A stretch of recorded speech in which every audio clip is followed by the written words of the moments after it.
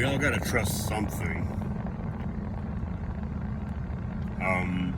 It's not so much about believing that you won't get fucked over, so to speak. And it's actually a lot bigger than that. Some people don't trust their banks. Some people don't trust their government. Some people don't trust the police, right? Part of the government, in a way. Some people don't trust complete strangers, or even people they know. Like I said, it's not... Hold on a sec.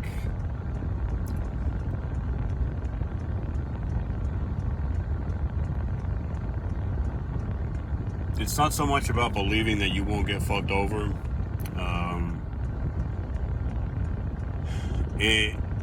It's less about what other people will do to you if they abuse that trust, or other institutions, right?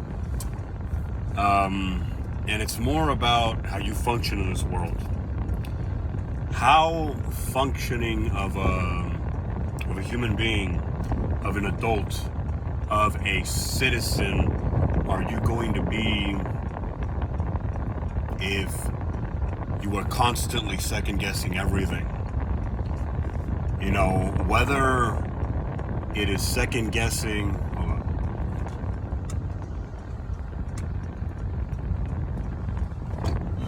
whether it is second guessing the systems around you that you rely on day to day, or second guessing the things you do yourself, right?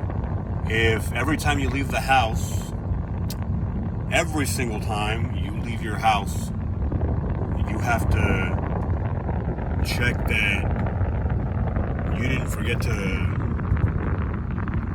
lock a single door, or you didn't forget to turn off every knob in the stove, right? Or right now we're talking OCD, right? Let's keep it simple. If you have to turn around and go back every time you leave the house to make sure you lock the front door, right? If you don't have a little bit of trust in the fact that you locked it like you have done thousands of times,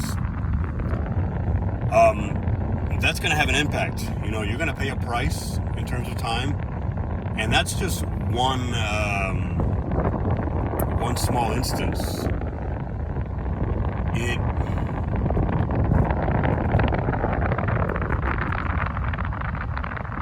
We're talking about something bigger, you know.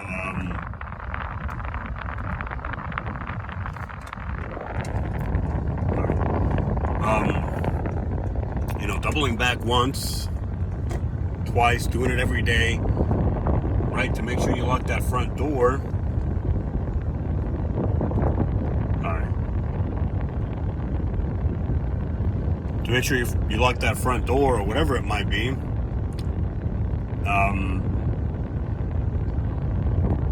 is going to carry a cost, but if you have that mindset, if you have the mindset to do that, it is very unlikely that you're only doing it in that one instance. You're probably doing it with a lot of other things. You're probably second guessing a lot of other things that you do. And your reasons, you know, are yours and yours alone. Everybody's got different reasons for doing things. You know, for some people, it is having a clouded mind and just, sorry.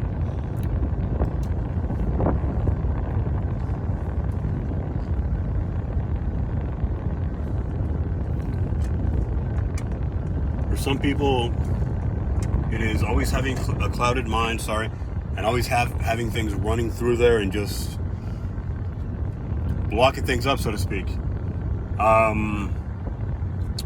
For some people, it's actually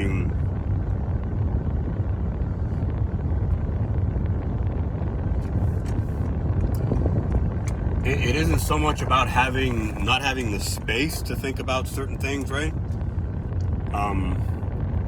It isn't so much about having a clouded mind that doesn't allow you to be present when you're doing the things you need to do, which makes you second guess yourself. It's actually your thought processes, you know? Because there's two parts to this. Again, the things that you don't have trust in, that you got to verify,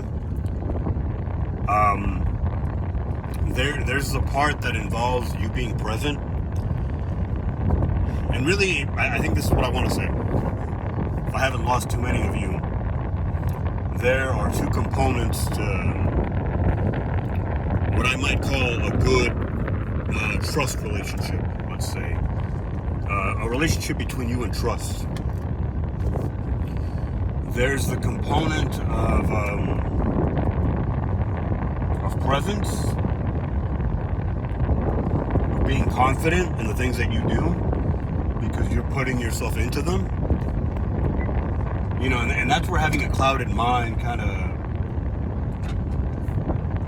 it comes into the picture, right? Having your mind not on a million things all the time is going to help you have some more presence and subsequently feel confident about the things you do with that presence, right? So there's that one component, presence and the confidence that comes from it. A clear head, of course, is what leads to that, or helps significantly with that. So there's that one part, and then there's the other part, which basically it states, in a way, if you want to look at it as a rule, that ultimately there's something outside of that. It doesn't matter how confident you are, how present you are when you do things, you know, how clear-headed, right? It doesn't matter how clear-headed you are, how much presence that allows you to have, or how much presence that keeps from being taken from you, and how confident you are subsequently. It doesn't matter if you don't have a little bit of blind trust. You have to have some. Now, some people go too far with it. Some people have a little bit of too much blind trust. For different reasons, you know. I don't think anybody does it willingly. I think anybody who's practical in life and living properly, as it were, is gonna have a reasonable amount of blind trust in their life without taking it too far.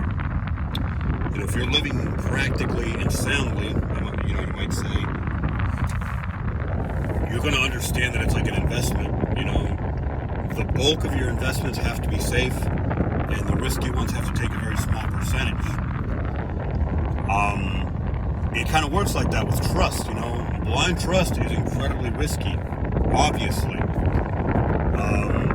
The kind of trust that can be verified is a lot safer, and that's what needs to take up most of your mental real estate as it relates to trust. You got to look at it like an investment. You gotta have that verifiable trust. You know, you gotta have that that clear head, that presence, that confidence. But know that sometimes it's gonna happen. Sometimes you're gonna be left with that nagging doubt, very reasonably, right? Of, oh, did I forget this? You know, did I forget to turn that light off? And you got to go through a mental process, right? Do I have the time to go back? Even if I do have the time, is it worth it? Am I potentially building a bad habit? How much am I really losing by leaving the light on for however long I'm going to be gone? Am I going to be gone for months? Okay, that changes things. Am I going to be gone for a few hours? You know, well, if it happened, it happened, right? Are we talking about leaving the stove, leaving the stove on? That's definitely going to change the factor there, right? How long? And then you got to kind of think to yourself, whatever the risk is, ultimately, am I going to go back? And I gotta be aware, you know, it's gotta be a reasonable choice. Because if I start making unreasonable decisions, if I start going back every time to verify things, and this is just an example, by the way, the home. You can apply this to anything in life. If I start going back on nothing more than a hunch, and I'm not making a reasonable, of course, a timely decision, because the further away you get, the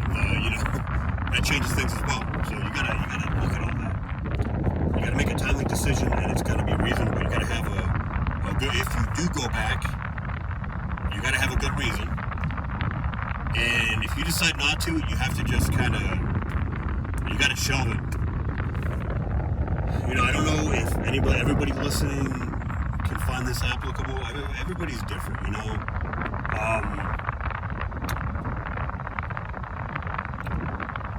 Wait, just to nip that in the bud real quick, or just to tie that loose end up. You got to shelve it. You got to just say, well, I'm not going back, and that's it.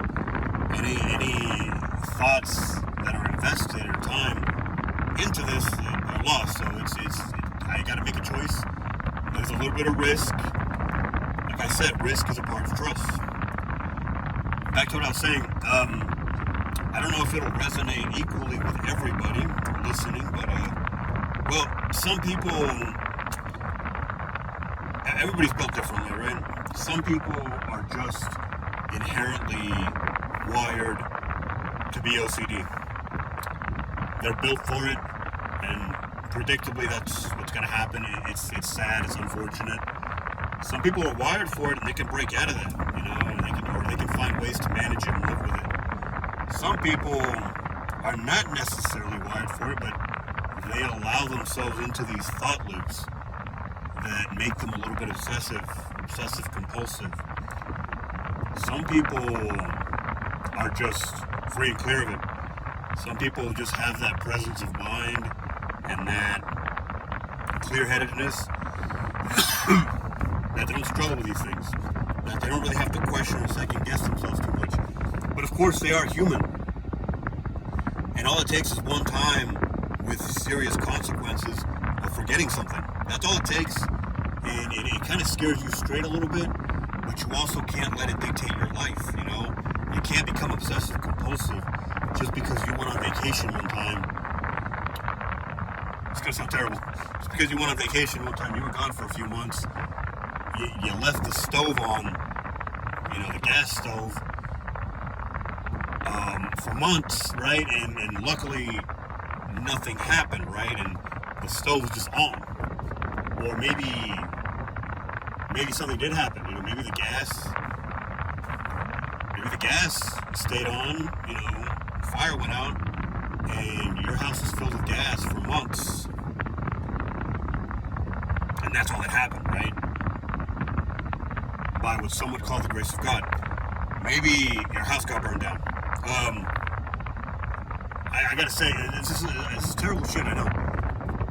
I know it's fucking terrible, but even that, you can't allow it to make you OCD.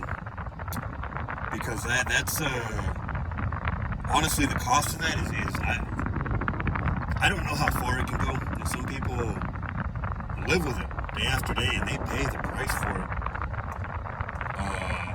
They pay serious serious is the guy to beholder. They live a limited life because of it. But for the rest of us, who maybe have bouts of it from time to time, we know how terrible it can be. Because that side of us that sees the consequences is there. And we see the price that we pay. Maybe today it was only, 10 minutes lost in drive time or whatever.